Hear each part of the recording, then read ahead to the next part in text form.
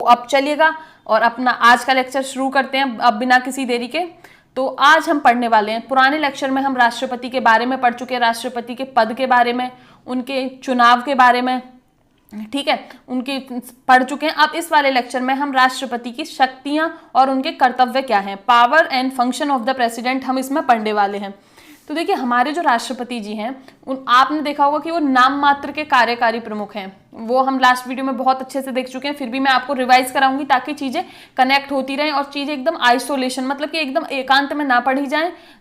सारे लेक्चर्स होते हैं वो एक दूसरे से कनेक्ट होते हैं। और देखिए पॉलिटी तो ऐसी है, आप जब तक लास्ट तक पढ़ोगे, पॉलिटी क्या सारे सब्जेक्ट ऐसे ही होते हैं, आप हर लेक्चर से कनेक्ट होंगे। तो देखिए कृपया करके ये नहीं कि आप नया लेक्चर पढ़ रहे हो और पुराना दिमाग से सफा होता जा रहा है, रिवाइज करते रहिएगा हाथों हाथ। तो अब क्या बोल रहे थे हम कि राष्ट्रपति जी को बोला जाता है नाम मात्र का कार्यकारी प्रमुख, हमारी जो सरकार है उसका। और जो वास्तविक जो प्रमुख हैं वो कौन है हमारे, वो होते हैं प्रधानमंत्री जी, क्योंकि वास्तविक शक्तियां उन्हीं के पास में हैं। और देखिए हमारे जो राज्य के प्रमुख, यहाँ पे राज्य का मतलब देश से है। मैं आपको देखिए बार बार बता चुकी हूँ, जो नए बच्चे हैं उनके लिए बता दूं कि आपको ये पॉलिटी पढ़ते टाइम याद रखना पड़ेगा कि राज्य का मतलब क्या, यूपी, हरियाणा, बिहार, राजस्थान, इन सब से है कि राज्य का मतलब यहाँ पे देश से है। और देखिए कई जगह राज्य का मतलब हमारी सरकार से भी होता है। तो आपको इसका एक कॉन्टेक्स्ट कि किस संदर्भ में राज्य का शब्द प्रयुक्त किया गया है आपको ये याद रखना है। तो जो राज्य का प्रमुख मतलब कि हमारे देश का जो प्रमुख है, देश के जो हेड है, हेड ऑफ द कंट्री, उनको बोला जाएगा राष्ट्रपति को। और जो सरकार के प्रमुख है, हेड ऑफ द गवर्नमेंट, वो है हमारे प्रधानमंत्री जी। ये सब हम लास्ट वीडियो में पढ़ चुके हैं, उसी का रिवीजन था। तो अब देखते हैं राष्ट्रपति की शक्तियां। तो देखिए अब ये राष्ट्रपति की शक्तियां किसमें, हम आर्टिकल 53 को 2 भागों में तोड़ के पढ़ेंगे क्योंकि ऐसे आसानी रहेगी। तो पहले भाग में देखते हैं कि जो संघ की कार्यपालिका, ठीक है, जो संघ की कार्यपालिका की शक्ति राष्ट्रपति में निहित होंगी। अब आपको मैं दोबारा बता दूं कि हमारी जो सरकार होती है उसके 3 स्तंभ होते हैं, एक कार्यपालिका, विधायिका, न्यायपालिका। तो कार्यपालिका जो होती है, विधायिका का काम है कानून बनाना, कार्यपालिका का काम है उन कानूनों को लागू करवाना, और न्यायपालिका का काम है अगर इन दोनों के बीच में कुछ रस्साकसी हो जाए और यहाँ कोई कानून बना है वो संवैधानिक है कि नहीं, वो देखना हमारी न्यायपालिका का काम है। तो आपको मैं बता दूं संवैधानिक क्या होता है। संवैधानिक का मतलब ये है कि जो हमारे संविधान में मूल कर्तव्य और जो संविधान की भावना है, जो मूल भावना है, क्या उसको चोट तो कोई कानून नहीं पहुंचाता है, उसके खिलाफ तो नहीं है, उसी प्रकार से उसकी संवैधानिकता और असंवैधानिकता देखी जाती है। ठीक है, अब इसका देखिए आर्टिकल 53 का दूसरा भाग है कि राष्ट्रपति जो कार्यपालिका की शक्ति है वो राष्ट्रपति में निहित होंगी। ठीक है, ये क्या उनसा कहता है, ये आर्टिकल 53 कहता है। और राष्ट्रपति इसका प्रयोग संविधान के अनुसार स्वयं या अपने अधीनस्थ अधिकारियों द्वारा करेगा। इसका मतलब ये है कि राष्ट्रपति में जो कार्यपालिका की शक्ति दे दी गई है, ठीक है, निहित सारी कार्यपालिका। देखिए सीधा क्वेश्चन कि राष्ट्रपति में कार्यपालिका की, जो संघ की कार्यपालिका की शक्ति किसमें है, आंसर राष्ट्रपति। ये कौन से आर्टिकल में लिखा गया है, आर्टिकल 53। और नेक्स्ट क्वेश्चन ये हो सकता है कि राष्ट्रपति इसका प्रयोग संविधान के अनुसार किस प्रकार करेगा, तो आंसर या तो खुद करेगा या अपने अधिकारियों के द्वारा करेंगे। ठीक है, तो अब मैं आपको बता दूं कि राष्ट्रपति की कुछ शक्तियां हैं कि वो उनके पास कार्यकारी शक्तियां हैं, उनके पास विधायी शक्तियां हैं मतलब कानून बनाने से रिलेटेड हैं, वित्तीय शक्तियां हैं, पैसे मामलों से रिलेटेड कुछ शक्तियां हैं, न्यायिक शक्तियां हैं मतलब कि जुडिशियल टाइप की जो न्यायालय है उसकी कुछ शक्तियां हैं, कूटनीतिक शक्तियां हैं, सैन्य शक्तियां हैं, आपातकालीन शक्तियां हैं। यही सब हम अब देखने वाले हैं। और कृपया करके जो मैं बोलूं ध्यान से सुनते रहिएगा और आपको कोई डाउट नहीं रहेगा। मैंने बहुत कोशिश करी है कि आपको कोई डाउट ना रहे।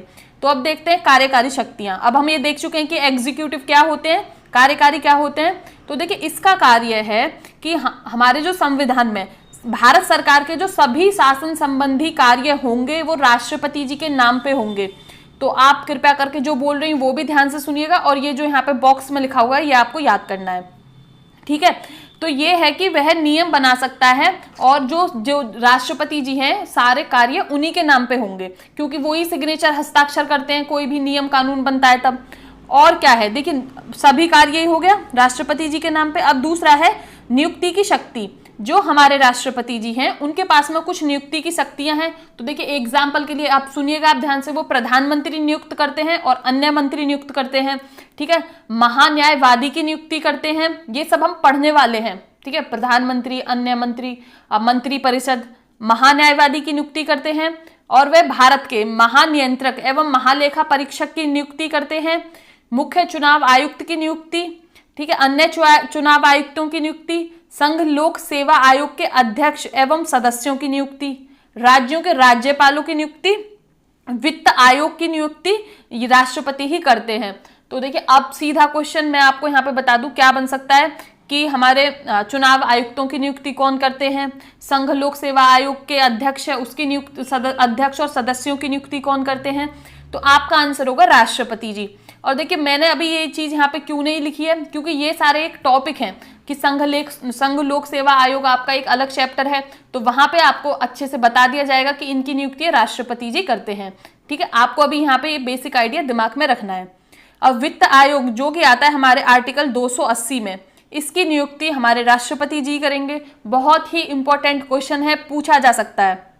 नेक्स्ट है अंतरराज्यीय परिषद गठन, जो कि आर्टिकल 263 में जिसे कहा जाएगा इंटर स्टेट काउंसिल। इसका ये क्यों किया जाएगा, इसका ऑब्जेक्टिव क्या है इसका गठन करने का, कि केंद्र और राज्य और अलग अलग राज्यों के बीच में सहयोग करने के लिए ये परिषद का गठन होता है। और ये कौन करते हैं, ये हमारे राष्ट्रपति जी करते हैं और आर्टिकल 263 के तहत करेंगे। अब SC, ST और OBC इनके लिए जो आयोग का गठन होगा वो कौन करेंगे, वो हमारे राष्ट्रपति जी करेंगे। तो देखिए वह अनुसूचित जाति, जनजाति और अन्य पिछड़े वर्गों के लिए जो आयोग का गठन होगा वो राष्ट्रपति करेंगे। तो मैं आपको बताती हूँ कि इस वाले बॉक्स से किस प्रकार के क्वेश्चन बन सकते हैं।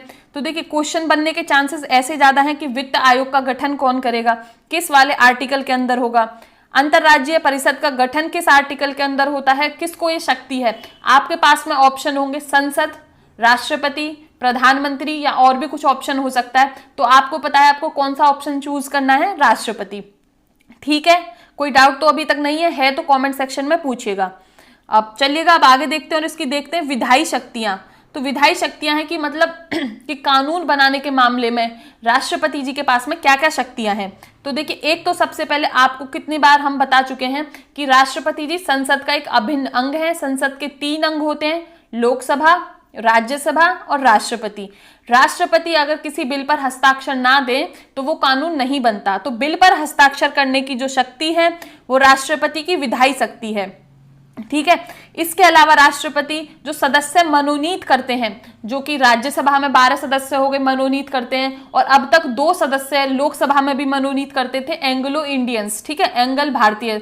अब वो कि अब हमारा 26 जनवरी 2020 से उनका नॉमिनेशन, उनको मनोनीत करना खत्म कर दिया गया है। मैं बहुत बार बता चुकी हूँ। अब आप बताइएगा जो वीडियो देख रहे हैं कि कमेंट सेक्शन में बताइएगा कि वो किस संविधान संशोधन से ये किया गया है। और देखिए बहुत चांस है कि ये वाला क्वेश्चन आपसे पूछा जाए किस संविधान संशोधन से किया गया है, तो आप कमेंट सेक्शन में बताइएगा। और अध्यादेश जो जारी करने की शक्ति है आर्टिकल 123 के जो अंदर आती है, राष्ट्रपति जी आर्टिकल 123 के अंदर अध्यादेश जारी कर सकते हैं। और ये अभी अध्यादेश मैं आपको इसी वीडियो में अच्छे से डिटेल में पढ़ाने वाली हूँ। ठीक है, और हमारे आप साथ में देख सकते हो यहीं पे मैंने लिखा हुआ है कि आर्टिकल 213 के अंदर ये अध्यादेश की जारी करने की शक्ति हमारे गवर्नर को मिलती है राज्य में, और केंद्र में अध्यादेश जारी करने की शक्ति है हमारे राष्ट्रपति जी के पास में, जो कि आती है आर्टिकल 123 में। कैसे याद रख सकते हो सीधा कि देखिए हमारे यहाँ पे कानून कौन कौन बनाती है, लोकसभा, राज्यसभा और राष्ट्रपति जी उसको साइन करते हैं। तो आप ऐसे याद कर सकते हो 1 2 3, मतलब सारी पावर अध्यादेश में राष्ट्रपति जी के पास आ गई। ठीक है, राष्ट्रपति अध्यादेश कैसे जारी करेंगे ये अभी हम पढ़ने वाले हैं। और आपको बता दें कि देखिए ये बहुत इंपॉर्टेंट है ये वाला पॉइंट, महानियंत्रक एवं लेखा परीक्षा, संघ लोक सेवा आयोग जो कि हमारे IAS वगैरह के एग्जाम कराते हैं, वित्त आयोग, फाइनेंस कमीशन एवं अन्य की जो रिपोर्ट है वो संसद के समक्ष कौन रखते हैं, वो राष्ट्रपति रखते हैं। तो देखिए इससे क्या आपको 2 चीजें क्या याद रखनी है कि ये सब अपनी रिपोर्ट किसको देंगे, ये राष्ट्रपति के समक्ष रखेंगे और राष्ट्रपति वो रिपोर्ट वो संसद के समक्ष रखेंगे। आ गया होगा आपको समझ दोनों शब्दों में अंतर। ठीक है, और इसमें आपको मैं विधायी शक्तियां और कुछ बता दूं कि जो संसद के जो दोनों सदनों की बैठक कौन बुला सकते हैं, वो राष्ट्रपति जी बुला सकते हैं, तो वो एक विधायी शक्ति हो जाती है। और उसे स्थगित कर सकते हैं, ये भी एक विधायी शक्ति हो जाती है। और लोकसभा का जो विघटन है, ठीक है, वो कौन कर सकते हैं, राष्ट्रपति जी कर सकते हैं, तो ये भी एक विधायी शक्ति है। और संसद के संयुक्त अधिवेशन की संसद का संयुक्त अधिवेशन बुलाया जाए और वो बुलाने के लिए परमिशन, आवाहन कौन करता है? वो राष्ट्रपति करते हैं, बट उसकी अध्यक्षता करते हैं हमारे लोकसभा के अध्यक्ष। ठीक है, आ गया होगा ये डाउट। ये वाला आपको संयुक्त अधिवेशन में क्या होता है कि अगर लोकसभा और राज्यसभा के बीच में किसी चीज पे मनमुटाव हो जाता है किसी बिल पे, तो उनकी संयुक्त बैठक, जॉइंट सिटिंग उनको बुलाई जाती है और वो राष्ट्रपति के कहने पे बुलाई जाएगी। अध्यक्षता उसकी करेंगे हमारे लोकसभा के अध्यक्ष। ठीक है, अब और इसमें नेक्स्ट क्या है कि जो प्रत्येक नए चुनाव के बाद में जब भी कभी चुनाव होते हैं, तो ये क्या है कि राष्ट्रपति को संसद के प्रथम अधिवेशन को संबोधित करना है। तो ये वाली पावर भी हमारी विधायी शक्ति के अंदर आ जाती है। तो अब चलिएगा नेक्स्ट देखते हैं। हमने देख ली एग्जीक्यूटिव पावर, देख ली लेजिस्लेटिव पावर, देख ली। अब देखते हैं वित्तीय शक्तियां। क्या कोई पैसे से रिलेटेड राष्ट्रपति के पास में पावर है? तो जी है। देखिए, एक तो आपको मैं अभी पहले भी बता चुकी हूँ, वार्षिक वित्तीय विवरण, जिसे इंग्लिश में कहा जाएगा एनुअल फाइनेंशियल स्टेटमेंट, जिसे हम आम बोलचाल की भाषा में बजट कह देते हैं, केंद्रीय बजट। पर हमारे संविधान में ये केंद्रीय बजट शब्द कहीं पे यूज नहीं किया गया है। जो संविधान में शब्द यूज किया गया है वो है वार्षिक वित्तीय विवरण। ठीक है, और उसको संसद के समक्ष कौन रखते हैं? सीधा क्वेश्चन, राष्ट्रपति जी। और ये आता किसके अंदर है? ये आता है आर्टिकल 112 के अंदर। और जो देखिए हमारा जो धन विधेयक होता है, उसकी जो राष्ट्रपति की पूर्वानुमति, मतलब कि जो धन विधेयक और संविधान संशोधन विधेयक जो होते हैं, वो जब हमारे सदन में, सदन का मतलब यहाँ पे पार्लियामेंट, संसद का मतलब है लोकसभा राज्यसभा दोनों से। तो धन विधेयक तो हमारा खाली पहले लोकसभा में ही जा सकता है। पढ़ा चुके हैं हम आपको कि धन विधेयक सिर्फ लोकसभा में पहले प्रस्तुत हो सकता है, राज्यसभा के पास में धन विधेयक के लिए कोई ज्यादा पावर नहीं है। तो जो धन विधेयक है वो आर्टिकल 110 में आता है, वो राष्ट्रपति की पूर्वानुमति से ही संसद में पेश किया जा सकता है। और आकस्मिक निधि जो कि आती है आर्टिकल 267 में, तो उससे जो पैसा निकल सकता है वो राष्ट्रपति जी उसको परमिशन दे सकते हैं। और आकस्मिक निधि क्या है कि भाई देखिए, कंटिजेंसी फंड बोला जाएगा इसको, कि अचानक से कोई ऐसी सिचुएशन, ऐसी स्थिति आ जाए जो कि पहले सोची नहीं थी, तो उसके लिए जो अच्छा पैसा चाहिए, अच्छा खासा जिसके लिए पैसा चाहिए, तो वो इसी निधि से आता है। और हम 3 निधि पढ़ चुके हैं, तो आपको अब कमेंट सेक्शन में बताना है कि ये तीनों निधियां कौन कौन सी हैं और ये किस किस आर्टिकल में, किस किस अनुच्छेद में हमारे संविधान में वर्णित है। देखिए, मेरा क्वेश्चन पूछने का उद्देश्य यही है कि आपको पुरानी वीडियो का याद है कि नहीं, और आप देखिए कमेंट करेंगे तो आपको याद रहेगा, और आप कोशिश करेंगे कि एक बार आप पुरानी वीडियो से भी कंफर्म कर लें, या आपके जो नोट्स हैं कि आप सही आंसर कर रहे हैं कि नहीं। इस प्रकार से आप चीज़ें बार बार याद रिवाइज करते रहेंगे तो ज़्यादा चांसेस हैं कि चीज़ें लंबे टाइम तक याद रहें।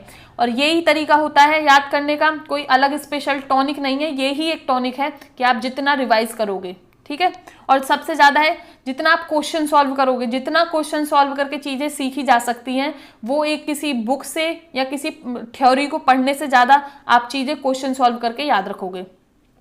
न्यायिक शक्तियाँ, जुडिशियल रिव्यू, ठीक है, सॉरी जुडिशियल पावर, कि हमारे अब जो राष्ट्रपति हैं उनके पास में क्या क्या न्यायिक शक्तियाँ हैं।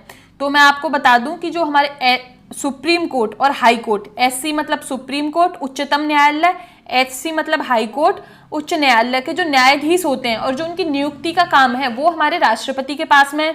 तो सीधा क्वेश्चन, ठीक है, यही बनेगा कि इनकी नियुक्ति कौन करता है? राष्ट्रपति जी। और देखिए SC सुप्रीम कोर्ट से किसी विधि तथा तथ्य पर सलाह लेने की जो पावर है वो आर्टिकल 143 में आती है। और कृपया करके प्लीज ये वाला आप ध्यान रखिएगा, थोड़ा इंपॉर्टेंट है।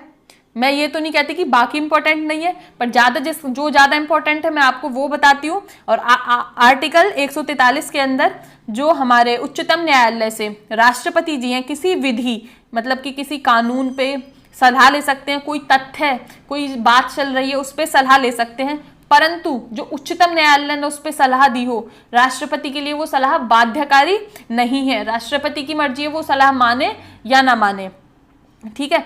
और क्षमादान की प्रक्रिया, ये हमारी क्षमादान की प्रक्रिया यहाँ पे गलत लिख गया है, ठीक है, मैं सही कर दूंगी, आर्टिकल 72 में आएगी। तो जो हमारे राष्ट्रपति के पास में जो क्षमादान की प्रक्रिया है वो आर्टिकल 72 में आती है, आर्टिकल 72 में। अभी हम ये पढ़ने वाले हैं क्षमादान की प्रक्रिया भी इसी में, कि ये क्या क्या है, कैसे कैसे है, ठीक है।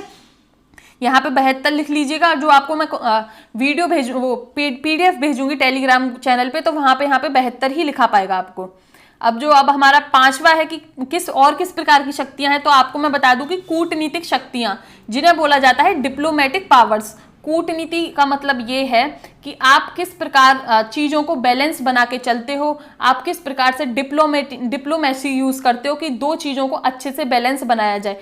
क्योंकि भाई सब चीज़ें बैलेंस पे ही चलती हैं, तो दो राज्यों के बीच में, दो देशों के बीच में बैलेंस बनाना, जैसे कि अब भारत है, इस टाइम पे भारत चाइना के साथ में, अमेरिका के साथ में, रसिया के साथ में, इनके साथ में जो बैलेंस बनाने की कोशिश करता है, वो कूटनीतिक शक्ति, डिप्लोमेटिक जो कूटनीति है, डिप्लोमेसी है, उसी के अंदर वो आता है।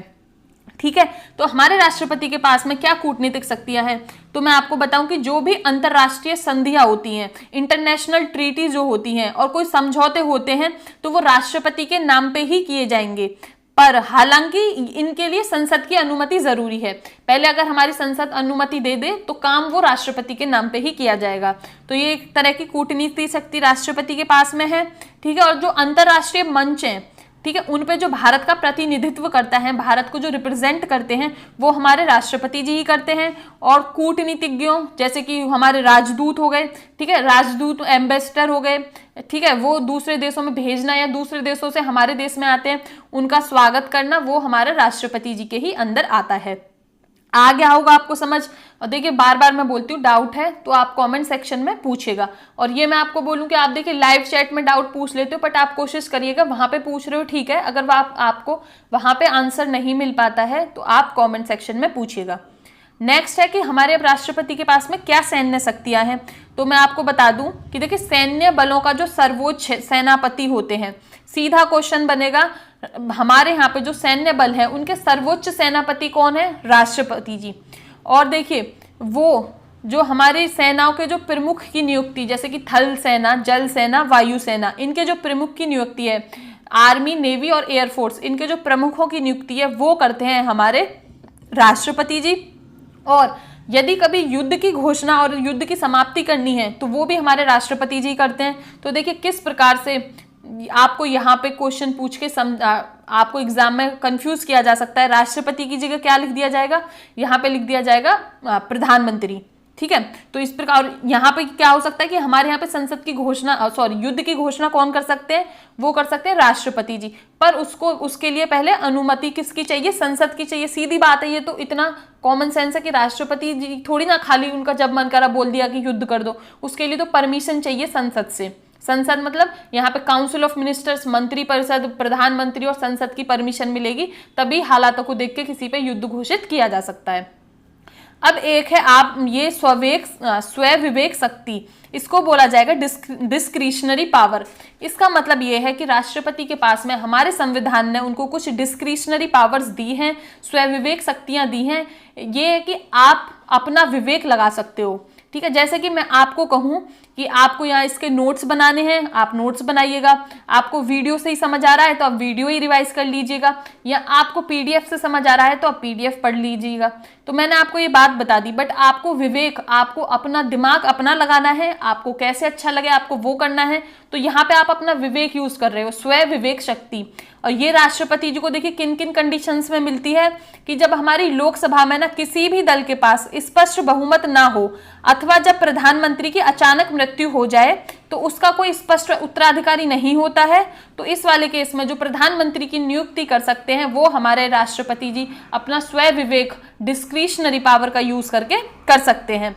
मंत्रिमंडल को विघटित करना, जब उन्होंने सदन में विश्वास मत हासिल ना किया हो, जब उन्होंने संसद में नो कॉन्फिडेंस मोशन हासिल ना किया हो, तो जब मंत्रिपरिषद का विघटन होगा तो वो भी एक डिस्क्रिशनरी स्व विवेक शक्ति है। और ये मैं आपको लास्ट वीडियो में पढ़ा चुकी हूँ। तो देखिए, क्योंकि देखिए सारी पुरानी वीडियो का एक साथ जो 29 वीडियो हम पढ़ चुके हैं, उनका सब कुछ यहाँ पे लाके रखना पॉसिबल नहीं है। पॉसिबल बनाए भी तो सारी खिचड़ी बन जाएगी और कुछ समझ नहीं आएगा। मैं कोशिश करती हूँ कि चीजें जितना टेबल फॉर्म में, जितना सादा से सादा सिंपल करके आपको पढ़ाई जाए उतना ही अच्छा है।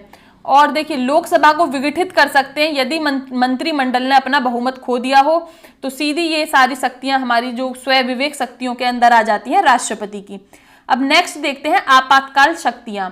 आपातकाल शक्तियां, इनको बोला जाएगा इमरजेंसी प्रोविजंस। और ये हमारे संविधान में दी गई 3 प्रकार के आपातकाल हैं। राष्ट्रीय आपातकाल जिसे बोला जाएगा नेशनल इमरजेंसी, राष्ट्रपति शासन, प्रेसिडेंट रूल, और वित्तीय आपातकाल फाइनेंशियल इमरजेंसी।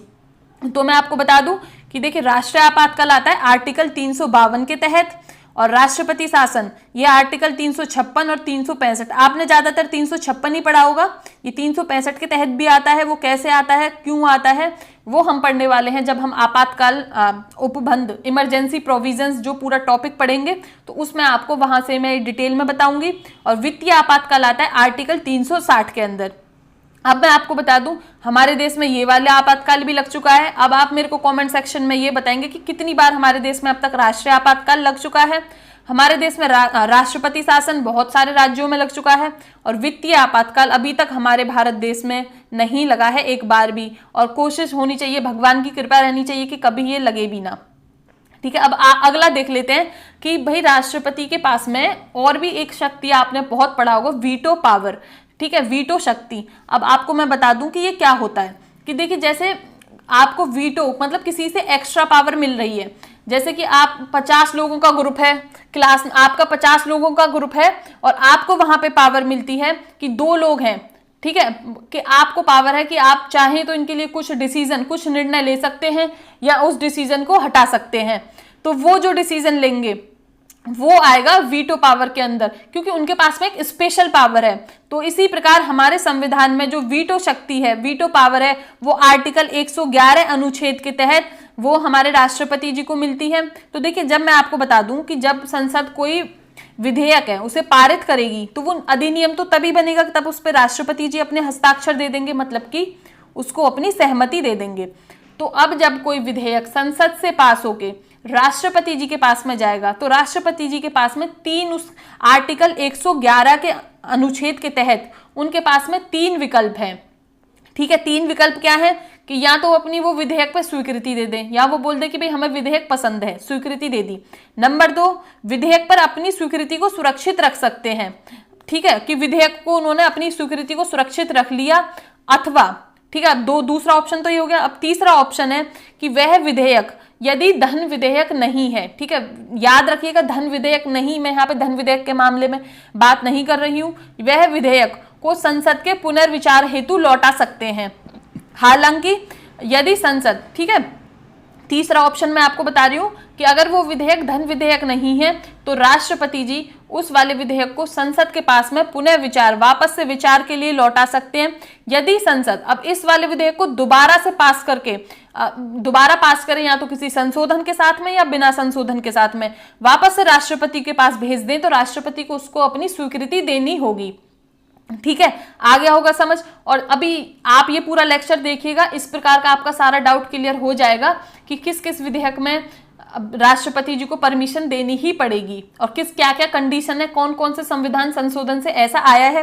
ये पूरा इस लेक्चर को खत्म होते होते आपको पता चल जाएगा। अब देखिए, जो सामान्य तौर पे 4 प्रकार की वीटो होती हैं, जो हम और भी देशों में देखते हैं, अपने यहाँ पे भी देखते हैं। तो एक जो पहली वीटो होती है उसे बोला जाता है अत्यंतिक वीटो, जिसे बोला जाएगा एब्सोल्यूट वीटो। इसके द्वारा क्या है कि इसमें क्या राष्ट्रपति जी क्या करेंगे कि विधायिका द्वारा पारित विधेयक पर अपनी राय सुरक्षित रख लेंगे, मतलब कि उन्होंने अपनी राय अभी सुरक्षित रख ली है, कोई राय दी नहीं है। और दूसरा है विशेषित वीटो, जिसको कहा जाएगा क्वालिफाइड वीटो, जो कि विधायिका द्वारा उच्च बहुमत द्वारा निरस्त की जा सकती है। इसका मतलब ये है कि राष्ट्रपति जी ने, ठीक है, राष्ट्रपति ने कोई उनको चीज पसंद नहीं आती है, तो ये आपको मैं अमेरिका के केस में बता रही हूँ, हमारे भारत के राष्ट्रपति जी को ये वाली वीटो की पावर नहीं मिलती है, क्वालिफाइड वीटो नहीं मिलती है। इसमें क्या है कि अमेरिका में क्या होता है कि अगर उनके राष्ट्रपति को कुछ पसंद नहीं आता, तो उन्होंने वो वापस से भेजा कि इस पे विचार करिएगा, इस पे पुनर्विचार करिएगा। तो अब जब उनको वो वाली चीज पुनर्विचार करके वापस से वहां पे भेजनी पड़ेगी राष्ट्रपति के पास में, तो उनको क्या करना होगा कि वो जो किस उच्च बहुमत द्वारा पास करी जाएगी, ठीक है, उच्च बहुमत द्वारा ही उनको, जो उनके हाउस है, जो उनके सदन है, वहां पे उच्च बहुमत द्वारा पास करके तब वो वापस राष्ट्रपति को भेज सकते हैं, और तब राष्ट्रपति को वो बात माननी होगी। और हमारे देश में ऐसा नहीं है, हमारे देश में ये है निलंबनकारी वीटो। इसका मतलब है सस्पेंसिव वीटो। इसमें क्या है कि जो विधायिका द्वारा साधारण बहुमत द्वारा निरस्त की जा चुके, अभी जैसे मैं आपको तीसरे ऑप्शन में बताया था कि हमारे 3 विकल्प होंगे राष्ट्रपति के पास में आर्टिकल 111 के तहत, तो उसमें मैंने आपको भी एक चीज बताई थी कि अगर कोई विधेयक राष्ट्रपति जी पुनर्विचार के लिए हमारे संसद के पास में भेजते हैं, तो अगर संसद उस विधेयक को दोबारा से पास कर देती है, और वो भी क्या, एक साधारण बहुमत से पास करना है, साधारण बहुमत से पास करके वापस से राष्ट्रपति जी के पास में भेज देगी, तो राष्ट्रपति जी को उस पर अपनी सहमति, अपने हस्ताक्षर, अपने सिग्नेचर देने होंगे। तो ये कौन सी वीटो हो जाती है? ये हो जाती है हमारी निलंबनकारी वीटो। ठीक है। और एक है हमारी पॉकेट वीटो। पॉकेट वीटो का मतलब है कि विधायिका द्वारा पारित विधेयक पर कोई निर्णय ना लेना, मतलब उसे ऐसे ही अपनी टेबल पे छोड़ देना, अपनी इसे बोलते हैं जेब। ठीक है, पॉकेट माने जेब, ऐसे ही पड़े रहने देना, उस पर कोई निर्णय ना लेना, तो उसे बोला जाएगा पॉकेट वीटो। आई होप अब आपको ये वीटो वाले डाउट समझ आ गए होंगे। और ये याद रखनी है कि हमारे जो राष्ट्रपति हैं उनको एक तो आत्यंतिक वीटो मिलती है, निलंबनकारी वीटो मिलती है, पॉकेट वीटो मिलती है। उनके पास में विशेषित वीटो नहीं है। ठीक है, विशेषित वीटो नहीं है, ये मैं आपको बार बार बोल रही हूँ। और देखिए पॉकेट वीटो का इस्तेमाल आप देख सकते हो, आपने बहुत सुना भी होगा, 1986 में जो हमारे राष्ट्रपति जैल सिंह द्वारा भारतीय डाक संशोधन अधिनियम के संदर्भ में इस वीटो का प्रयोग किया गया था। इसमें क्या था कि ये जो भारतीय डाक संशोधन अधिनियम था, ये जब राजीव गांधी की सरकार द्वारा पारित किया गया था, तो इस विधेयक से क्या था कि जो प्रेस, जो हमारी अखबार वगैरह हैं, इनकी जो स्वतंत्रता थी उस पर प्रतिबंध लगाने की कोशिश करी गई थी। बट जो हमारे उस टाइम पे राष्ट्रपति थे जैल सिंह जी 1986 में, उन्होंने अब क्या करा कि इस पे उन्होंने पॉकेट वीटो लगा दी और ये वाला कानून बन नहीं पाया था। ठीक है, तो आ गया होगा आपको समझ कि देखिए राष्ट्रपति के पास में भी कुछ शक्तियां हैं, ये नहीं कि हम यही कह दें कि सिर्फ खाली वो नाम मात्र के ही है। आप देख सकते हो कि वहां पे राष्ट्रपति जैल सिंह जी ने वो वाला कानून बनने से रोक लिया था और प्रेस की स्वतंत्रता बनाए रखी थी। ये बात है 1986 की।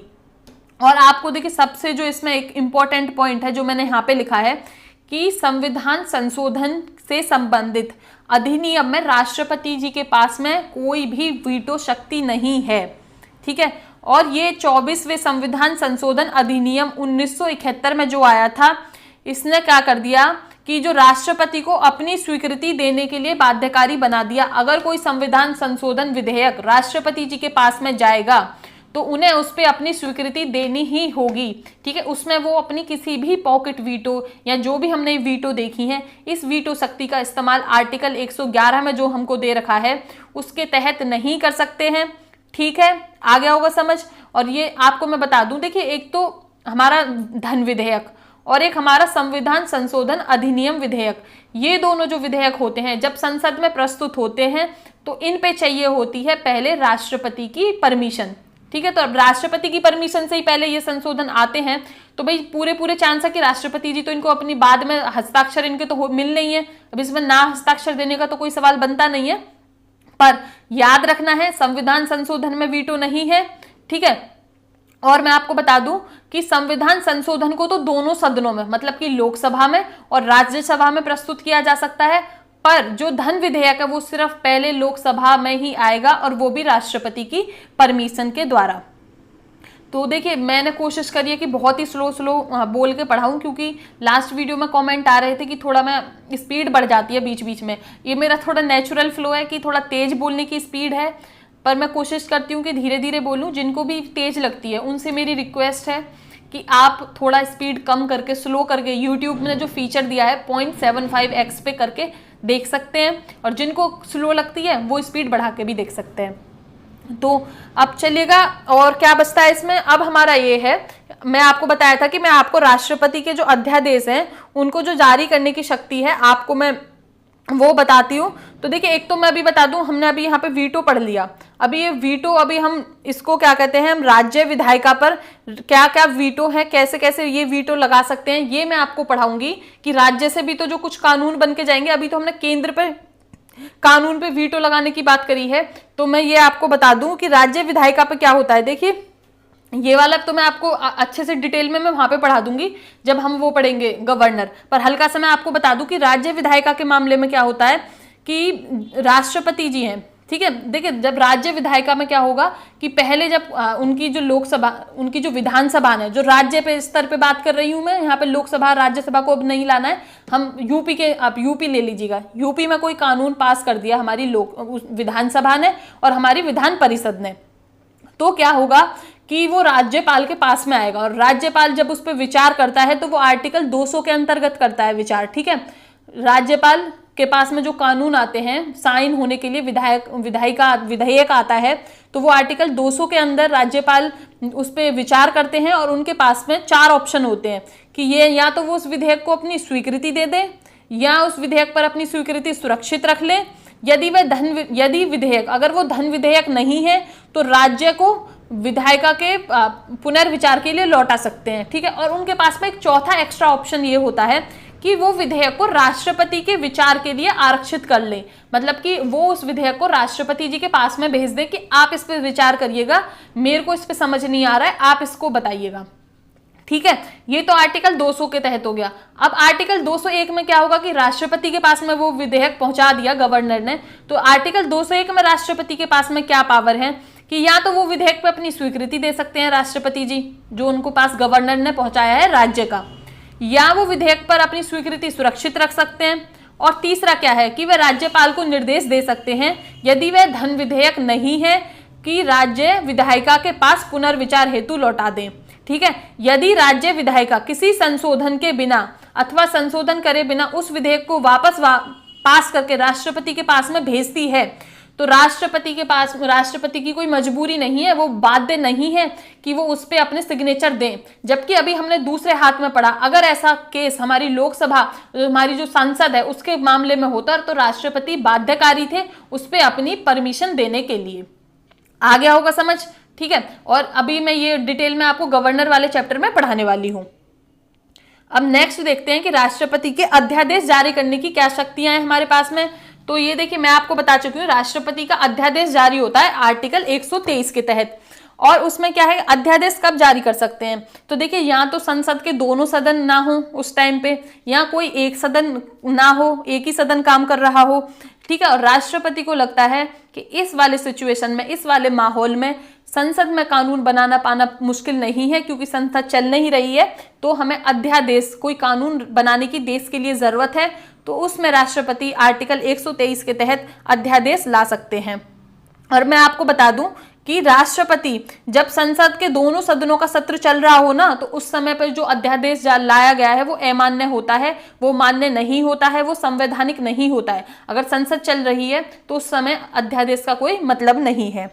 और इस प्रकार से आपको मैं बता दूं कि जो राष्ट्रपति की अध्यादेश जारी करने की शक्ति होती है वो विधायिका के समांतर नहीं होती है। कि मतलब कि यहाँ पे समांतर का मतलब है कि विधायिका, जो कानून बनाने वाली संसद है, वो हमारी कानून बना रही है। ठीक है, और ये यहाँ पे राष्ट्रपति जी अध्यादेश लाए जा रहे हैं, तो ये इसके समांतर नहीं है ये शक्ति। ठीक है, ये पैरेलल नहीं है एक दूसरे के, क्योंकि राष्ट्रपति जी तो अध्यादेश कुछ ही कंडीशन में ला सकते हैं, ये नहीं हमेशा अध्यादेश ले आए। तो इसीलिए ये वाली जो दोनों के कानून बनाने की शक्ति है विधायिका की और राष्ट्रपति की, ये एक दूसरे के समांतर नहीं होती है। चलिएगा, अब इससे रिलेटेड कुछ सुप्रीम कोर्ट के केस देख लेते हैं। एक था कूपर केस जो हुआ था 1970 में। इसमें सुप्रीम कोर्ट ने क्या कहा था, देखिए अभी मैंने आपको बताया कि राष्ट्रपति को संतुष्टि हो जाए कि अध्यादेश जारी करना है कि नहीं, ऐसी सिचुएशन, ऐसी कंडीशन बन चुकी है कि अध्यादेश हमें जारी करना चाहिए या नहीं। तो इस पे जो सुप्रीम कोर्ट ने कूपर केस में कहा था कि जो राष्ट्रपति की जो संतुष्टि है ना, उसे सुप्रीम कोर्ट में चैलेंज किया जा सकता है।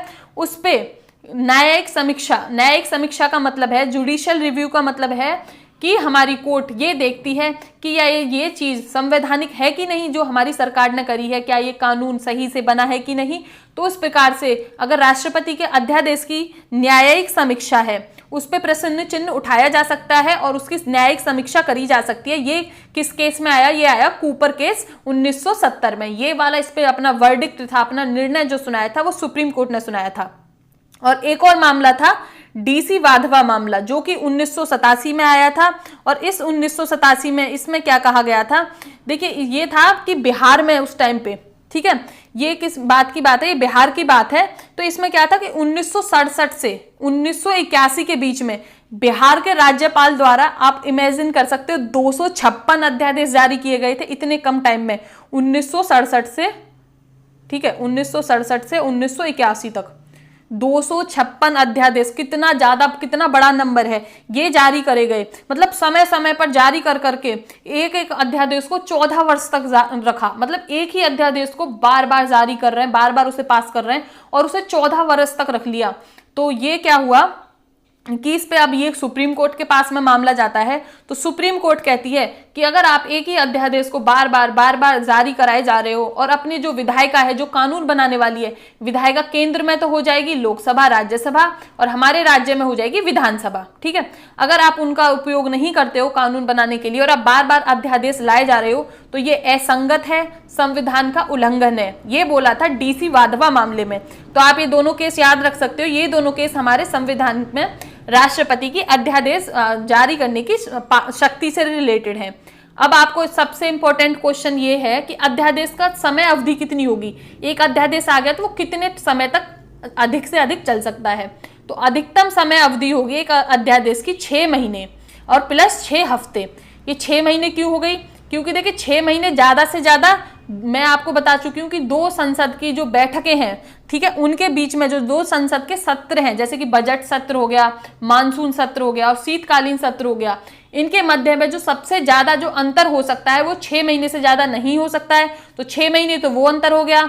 और ये है, और ये कहा गया है कि अगर अध्यादेश जारी हो गया उसके बाद में लोकसभा और राज्यसभा की बैठक हो गई तो उनके बैठक के बाद में तो 6 हफ्ते तक और ये अध्यादेश चलेगा, वरना उस 6 हफ्ते के अंदर संसद को वो पास करना पड़ेगा, वरना वो अध्यादेश कानून नहीं रह जाएगा अगर वो संसद उसको पास नहीं करती है। अब आपके मन में डाउट ये आ रहा होगा कि मानिए लोकसभा तो आज बैठ गई, ठीक है, लोकसभा तो मानिए जैसे 20 जुलाई को बैठ गई और राज्यसभा बैठती है 25 जुलाई को, तो ये 6 हफ्ते का दिन कब से गिना जाएगा? 20 जुलाई से गिना जाएगा या 25 जुलाई से? तो मैं आपको बता दूं ये 25 जुलाई से गिना जाएगा। जो सदन अंतिम बैठक होगी जिसकी, वो गिना जाएगा, ठीक है। और देखिए मैं आपसे बार बार विनती कर रही हूँ, अभी भी बोल रही हूँ ना, जब आपको शब्द बहुत ध्यान से सुनने हैं और आपको राज्य में, ठीक है, और हमारे केंद्र की मतलब कि लोकसभा, राज्यसभा और जो हमारे राज्य पे है विधानसभा, इन चीजों को मिलाना, मिक्स करना नहीं है। इन चीजों को अलग अलग करके समझिएगा, ठीक है। और अब हमारा नेक्स्ट है कि राष्ट्रपति के क्षमादान की शक्ति, जो मैंने आपको बताया था कि मैं अभी ये आपको डिटेल में बताऊंगी पीछे यहाँ पे। तो ये आर्टिकल 72 के अंदर आती है। और राष्ट्रपति क्षमादान कैसे कर सकते हैं? तो देखिए राष्ट्रपति को क्षमादान करने के लिए शक्ति आर्टिकल 72 में मिलती है कि वो संघीय विधि के विरुद्ध किसी अपराध में, ठीक है, जो हमारा केंद्र है, जो यूनियन है, उसके कोई विरुद्ध अपराध किया गया हो या किसी सैन्य न्यायालय द्वारा दंड दिया गया हो और या दंड को मृत्यु दी गई हो, तो उस वाले केस में जो क्षमादान की शक्ति है वो राष्ट्रपति के पास में है। तो मैं आपको ये हल्का सा मैं समझा दूं, बहुत ज्यादा ये डिटेल में समझने की जरूरत नहीं है। ये वाले हल्का सा इसका बेसिक आइडिया रख सकते हो कि देखिए क्षमादान ये क्या है, ये 5 प्रकार का हो सकता है। एक तो क्षमा, लघुकरण, परिहार, विराम, पविलंबन, ठीक है, पविलंबन। तो अब मैं आपको प्रविलंबन, ठीक है, ये क्या बोला जाएगा, इसको प्रविलंबन बोला जाएगा। क्षमा को बोलते हैं पार्डन। इसका मतलब है कि दोषों से पूरी तरह मुक्ति दे दी, कि या तो आप फांसी से पूरी तरह मुक्ति दे दी या आपको बंदी मतलब आपको जेल में रखा था, आपको नहीं, जो भी है उसके लिए मैं बोल रही हूँ, उनको उससे छुट्टी दे दी, तो पूरी तरह से किसी को माफ कर देना हो गया पार्डन, मतलब कि क्षमा। एक है लघुकरण, जिसे बोला जाएगा कम्यूटेशन। इसका मतलब है कि दंड के स्वरूप को बदलकर कम करना। इसका मतलब कि जैसे मृत्यु दंड दिया गया है किसी को, अगर उसका लघुकरण कर, उसको कम कर, उसे कठोर कारावास में बदल दिया जाए तो उसे कहा जाएगा लघुकरण। इसमें क्या है कि आपका जो दंड है, पहले जो दंड था, जैसे आपको पहले मृत्यु दंड था, तो मैं बार बार आपको, जिस किसी को भी इसमें मृत्यु दंड था, उस मृत्यु दंड को कठोर कारावास में बदल दिया गया, तो उसको कहते हैं लघुकरण। अगर कोई अपराधी है और उसको परिहार कब, रेमिशन कब किया जाएगा, कि इसका अर्थ है कि दंड की प्रकृति में परिवर्तन किए बिना उसकी अवधि कम करना। मतलब कि किसी को बहुत सजा, कठोर सजा मिल रखी है 5 साल की, तो इसके अंदर क्या होगा कि जो हमारे राष्ट्रपति जी हैं वो कर सकते हैं कि वो सजा 5 की जगह 2 साल की कर दें, 1 साल की कर दें या कुछ कर दें, पर जो सजा का प्रावधान है, जो कठोरता उस सजा में उनको मिली है, वो ही सजा उस अपराधी की बरकरार रहेगी और 5 की जगह पे वो कुछ कम साल कर दी जाए या कुछ भी नंबर हो सकता है, मैंने आपको यहाँ पे समझाने के लिए बुलाया है। और एक है अगला विराम, जिसे कहा जाएगा रेस्पाइट। इसका मतलब ये है कि दोषी को ना मूल रूप से जो सजा दी गई थी उन्हें किसी विशेष परिस्थितियों में कम करना। अब विशेष परिस्थितियां क्या हो सकती हैं, या तो कोई शारीरिक अपंगता मतलब कि फिजिकल प्रॉब्लम हो सकती है, डिसेबिलिटी हो सकती है, या एक सिचुएशन ये हो सकती है कि प्रेगनेंसी की कंडीशन में, कि महिलाओं की जो गर्भावस्था की जो कंडीशन है उस अवधि के कारण भी उनको विराम, उनकी जो सजा है ठीक है, उनको उसको कम करना पड़ सकता है, क्योंकि अब प्रेगनेंसी की कंडीशन में तो नहीं है कि जेल में रहा जाए, तो इस वाली कंडीशन में जो राष्ट्रपति जी है, इस वाले जो स्थिति में राष्ट्रपति उनकी सजा को कम कर सकते हैं। ठीक है, अब आता है प्रविलंबन, जिसको कहा जाएगा रिप्राइव। इसका मतलब ये है कि जैसे किसी दंड, ठीक है, पर रोक लगा देना, अस्थायी रूप से रोक लगा देना, क्योंकि उसका उद्देश्य है कि व्यक्ति है वो क्षमा याचना अथवा जो दंड का लिए कोई भी याचना उसे डालनी है, अपराधी है वो याचना डाल सके।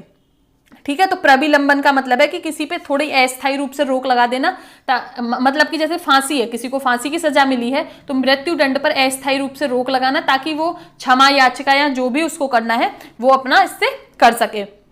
आ गया होगा आपको समझ?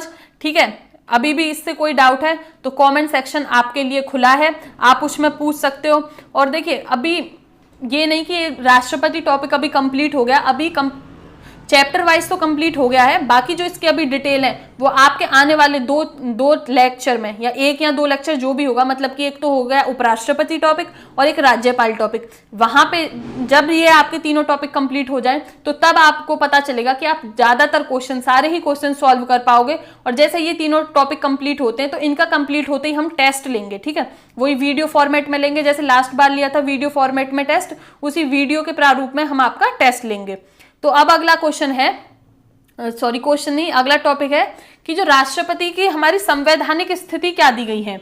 हमारे जो संविधान में राष्ट्रपति को भी कुछ संवैधानिक स्थिति की, राष्ट्रपति की क्या क्या संविधान के हिसाब से पावर, शक्ति, क्या उनकी पोजीशन है, वो हम पढ़ने वाले हैं। तो आर्टिकल 53 अभी हमने एकदम स्टार्टिंग में पढ़ा है, फिर भी मैं आपको रिवाइज करा दूं। आर्टिकल 53 में है कि संघ की कार्यपालिका की शक्ति राष्ट्रपति में होगी और राष्ट्रपति जी इस शक्ति का प्रयोग किसी के अपने द्वारा या अपने अधीनस्थ अधिकारियों के द्वारा करेंगे। आर्टिकल 53 में आता है। और जो मैंने यहाँ पे आर्टिकल लिखे, ये आर्टिकल बहुत ही महत्वपूर्ण है, कृपया करके इनको याद रखने की कोशिश करें।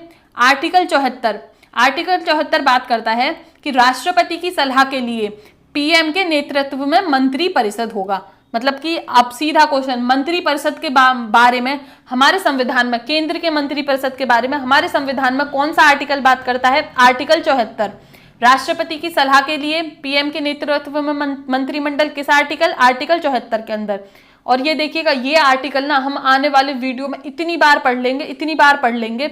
ये जब हम मंत्री परिषद पढ़ेंगे तो भी वहां पे पढ़ेंगे, प्रधानमंत्री जी पढ़ेंगे तो भी हम वहां पे पढ़ेंगे, मुख्यमंत्री पढ़ेंगे वहां पे मुख्यमंत्री के लिए पढ़ेंगे, राज्यपाल पढ़ेंगे। तो ये आर्टिकल इतने बार आपके पढ़ लिए जाने हैं, आपको वीडियो देखते देखते ही रिवाइज हो जाएंगे। आर्टिकल 75 में क्या है? आर्टिकल 75 बात करता है कि मंत्री परिषद लोकसभा के प्रति सामूहिक रूप से उत्तरदायी होगी।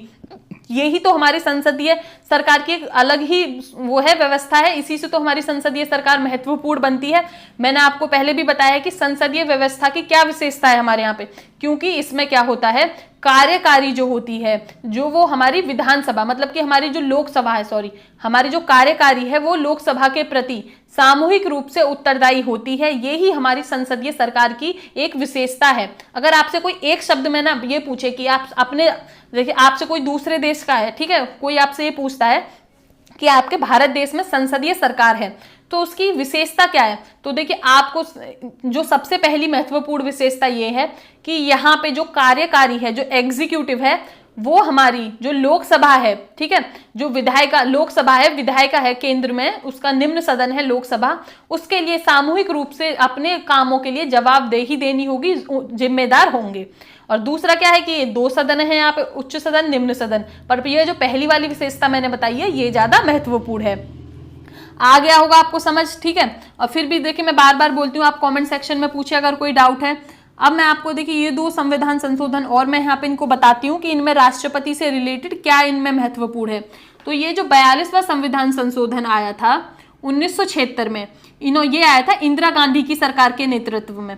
तो इसमें क्या था कि इन्होंने कह दिया कि राष्ट्रपति पर प्रधानमंत्री के जो नेतृत्व वाली मंत्री परिषद है, ये जो मंत्री परिषद है, ठीक है, राष्ट्रपति पे इसकी सलाह बाध्यकारी होगी। मतलब जो इन्होंने कह दिया, राष्ट्रपति जी को उस पर काम करना होगा। इन्होंने कह दिया ये ऐसे है तो ऐसे ही है, ये वाली जो चीज थी ये बाध्यकारी बना दी गई।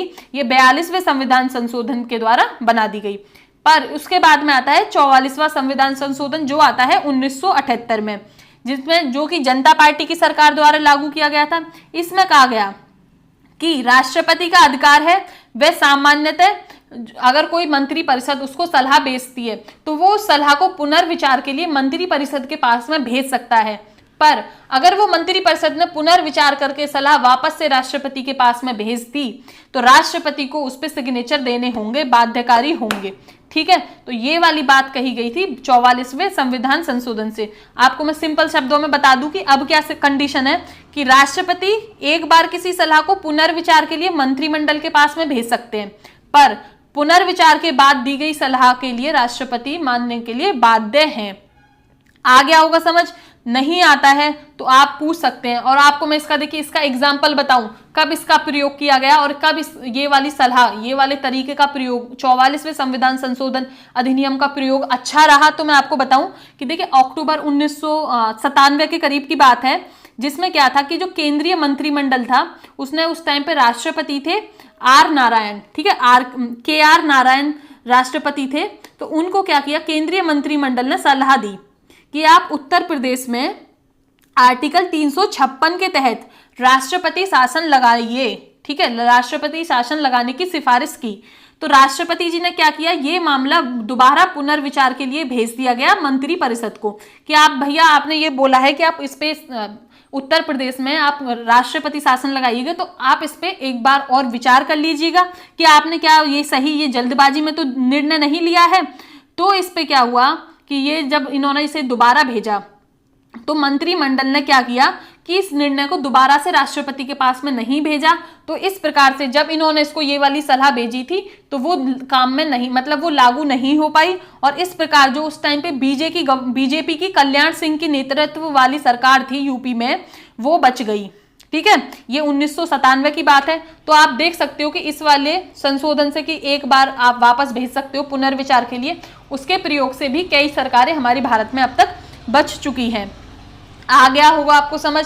और देखिए आपका क्या है कि आपको ज्यादा से ज्यादा क्वेश्चन सॉल्व करने हैं। जितने आप क्वेश्चन सॉल्व करोगे, मैं बार बार, कुछ तो कारण होगा, हर व्यक्ति बोलता है कि आप जितने क्वेश्चन सॉल्व कर लोगे। देखिए अब मैंने आपको पढ़ा दिया यहाँ पे ये, पर आपने अगर ये क्वेश्चन अटेम्प्ट कर लिया और आपके क्वेश्चन में आ जाता है 42वां संविधान संशोधन, 44वां, कुछ इस प्रकार के, और अगर आप वो गलती से गलत क्वेश्चन कर लेते हो, ठीक है, बाई मिस्टेक आपसे वो गलत आंसर कर लिया, तो अगर आप वो अच्छे से देख के उसे एनालाइज करोगे, रिवाइज करोगे, तो आपको एग्जाम में बहुत अच्छे से याद रहना है कि वो भाई मेरे को गलत नहीं करना था। मैंने तो अपने मॉक टेस्ट जो दिए थे, प्रैक्टिस टेस्ट जो दिए थे, मेरे से वहां पे गलती हो गई थी, पर मेरे को तो अब एग्जाम में गलती नहीं करनी है।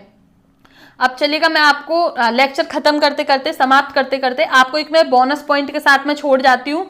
तो देखिए हम पढ़ने वाले हैं, कई जगह आपको ये शब्द दिखा गया कि राष्ट्रपति के प्रसाद पर्यत, मतलब कि प्लेजर ऑफ प्रेसिडेंट। इसका मतलब है कि इनको हटाने के लिए राष्ट्रपति, कोई हमारी संसद, लोकसभा, इनमें कोई विशेष तरीके की जरूरत नहीं है। जैसे हम आने वाले लेक्चर्स में पढ़ेंगे कि सुप्रीम कोर्ट के जज को कैसे जो हमारे मुख्य न्यायाधीश हैं उनको कैसे हटाया जा सकता है, किस किस प्रकार से हमारी संसद में क्या क्या, किस प्रकार से प्रस्ताव पास होते हैं, क्या होता है, तो उनके लिए किस प्रकार के विशेष प्रावधान किए गए हैं। पर ये प्लेजर ऑफ प्रेसिडेंट, मतलब कि राष्ट्रपति के प्रसाद पर्यत कार्य जो लोग करते हैं, उनके लिए कोई ऐसे प्रावधान नहीं किए गए हैं कि आपको भाई ऐसे ऐसे हटाया जाएगा और आपको क्यों हटाया गया इस बात का जवाब देना पड़ेगा।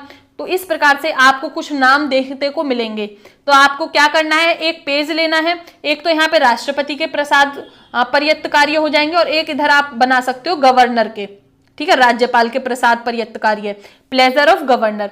तो आपको यहाँ पे लिखते चलना है। तो मैंने अभी आपको एग्जाम्पल के लिए लिख के बताया है, तो आप ऐसे ही इन वाली जगह पे ये ऐड करते करते चलना है जैसे ही हमारे टॉपिक में बीच में आए। तो एक तो प्रधानमंत्री इनके इस पे काम करते हैं, महान्यायवादी काम करते हैं, और भी जो भी आएंगे वो यहाँ पे ऐड होते रहेंगे, और जो गवर्नर वाले में है वो यहाँ पे ऐड होते रहेंगे। तो इससे क्या होगा कि मैंने ये वाले क्वेश्चंस काफी आपके यूपी पुलिस और भी कई एग्जाम्स में प्रीवियस ईयर में, यूपीएसआई वगैरह इस लेवल के एग्जाम में, एसएससी एग्जाम में, तो ये देखे हैं, इस प्रकार के क्वेश्चन आते हैं। यूपीपीसीएस में भी देखे हैं कि इनमें से कौन सा प्लेजर ऑफ द प्रेसिडेंट के हिसाब से कार्य करेगा। तो आपके पास में ऑप्शंस रहते हैं। तो अगर आप ये सारे ऑप्शंस, कुछ ही होंगे, ठीक है, ये आप एक ही पेज पे एक ही जगह लिख लोगे तो बहुत आपके लिए आसानी रहने वाली है चीजें याद करने के लिए। यही ऐसे तरीके, देखिए मैं आपको बता दूं, आपका ना किसी भी चीज को पढ़ने का क्या रहना चाहिए, मेरी सलाह है, माननी ना माननी आपकी मर्जी है, पहले तो आपका ये रहना चाहिए कि आप जहां से भी पढ़ रहे हो, आपका सबसे पहला ये रहना चाहिए, आपने अगर किसी बुक को, किसी टीचर को या किसी को भी आपने भरोसा कर लिया, तो आपका सबसे पहला जो टारगेट है, टारगेट नंबर 1 आपका ये रहना चाहिए कि मेरे को इसके अंदर से अगर एक भी क्वेश्चन आ गया, अगर मैंने वो गलत कर दिया तो भाई बहुत ही गलत बात है।